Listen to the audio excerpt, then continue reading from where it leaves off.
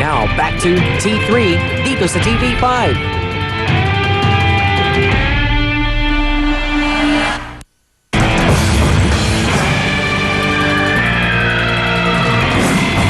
Dito sa teacher inyong reklamo, agad namin na-actionan. Lumapit sa amin si Marian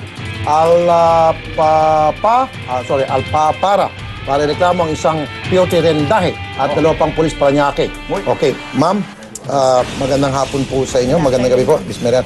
So, ito, merong kayong pinakita sa akin ticket. Tinikitan kayo ng out of line at saka nalagay pa arrogant. Ang kwento niyo po, para mapaiksi ako na magkwento, ma'am, kayo po magpa-family outing, dumaan kayo sa Coastal Road, dala niyo po yung jeep, yung pampasadang jeep niyo. Tapos nilagyan niyo ng service doon sa likod para sabihin doon sa mga enforcers, traffic enforcers na ito, service vehicle ito, for the meantime, family outing. So pinala kayo ng pulis, nagpaliwanag kayo, anong sabi ni pulis? Ang sabi po niya, ang approach po kasi sa amin para po siyang high tone. Sabi niya po sinita po kami, tapos dito mabig po kami, along the corner of Airport Road na po kami nakahinto.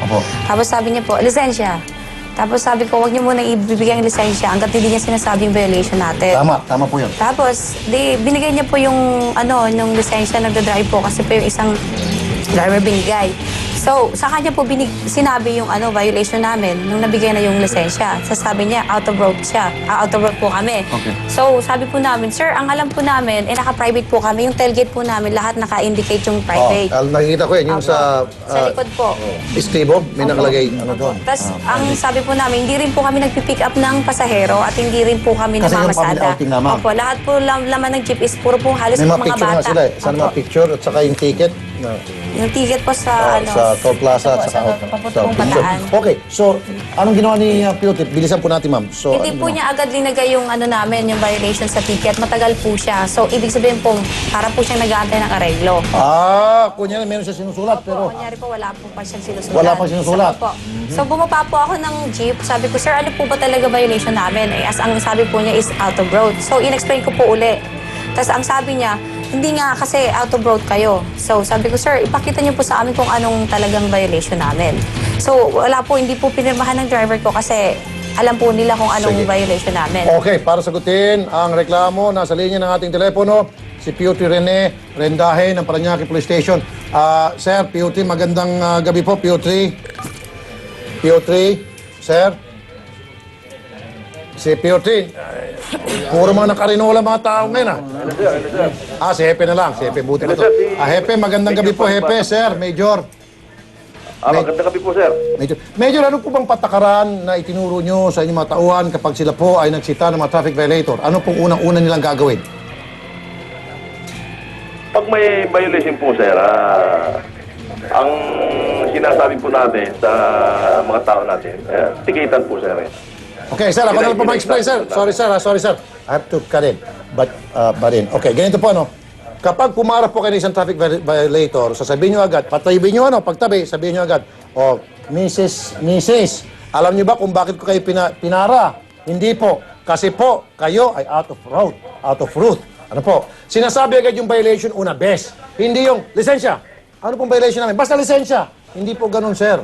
Sasabihin mo agad-agad una, best yung violation at hindi mo po pinapababa yung traffic violator na gusto mong tikitan. Nandun na po sa sasakyan. Huwag nyo hintayin na bababa. Kasi pag bumaba po siya, ang ibig sabihin nun, parang gusto mong makipag-areglo kayo mga traffic enforcer Dapat yan, ma'am o sir, ikaw ay pinara ko sapagkat ito yung violation mo, akin ang lisensya mo, registration.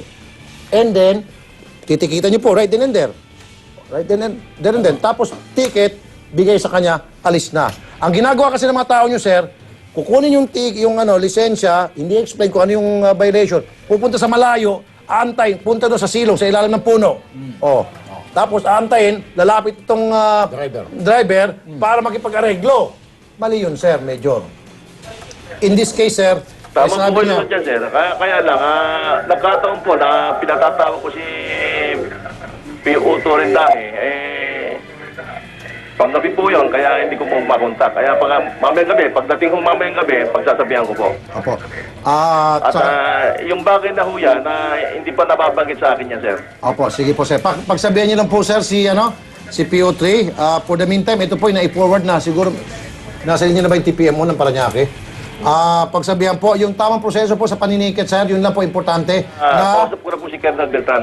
Opo, sabihin agad-agad una best kung ano yung violation, and then second, huwag pong pinapasunod sa lilim ng ilalim ng puno ng akasya yung driver. Ano po? At lalong-lalo po, huwag pinapasunod sa Tawag presinto. po kayo, sir. Tawag po kayo dyan. Salamat po, Major, sir. Magandang gabi po. Wala ba Salamat din po sa inyo. At least dahil parating nyo sa amin, Salamat po, action salamat na po. po yan. Sandali po. Hindi niyo ba na-contact TPMO? Oo. Hindi niyo na-contact? Okay, ganito lang gawin natin, Major. Kasi hindi po na-contact yung TPMO. Sasamahan po namin dyan si Ma'am. At ito po na-research ko na po. Talagang mali po yung pulis ninyo. At yung kanya pong paninikit dito ay halatang gusto niya po mangotong. Pakisoli na lang po yung lisensya, sir. Pwede po ba? Tama po kayo, sir. Papuntahin nyo na natin si ma'am at para matulungan po natin. Salamat po, Major. Mabuhay po kay Major. Ayan. God bless po, Major. Okay. Thank you po. Okay. Ma'am, sasama namin kayo dun sa Paranaque PNP kay Major para mabawi niyo na yung lisensya niyo. Yes, sir. Okay? Po. Thank you po. Yes, ma'am. Sige. Okay. Sa pagbabalik ng tunay na kakampi ng mga napi, nawala ang pagka-sweet lover ng isang driver matapos itong tangayin ang lahat ng gamit ng kanyang pasahero ang kanyang modus. Aming ibubuking. Ang rap ni Beatbox Gore para sa mga kawatang taxi driver. Pakinggan natin mamaya. Oh, meron ba? Tamo personal na karanasan sa maling pamamalakad ng mga otoridad o ahensya ng gobyerno, ilabas sa mga cellphone at kumuha ng litrato o video. Ipadala sa aming email, t3sagutkita@gmail.com o tumawag sa aming hotline numbers 355-5702 o 0918-983-T333. Tandaan, ang aming aksyon ay nakantabay sa inyong sumbong.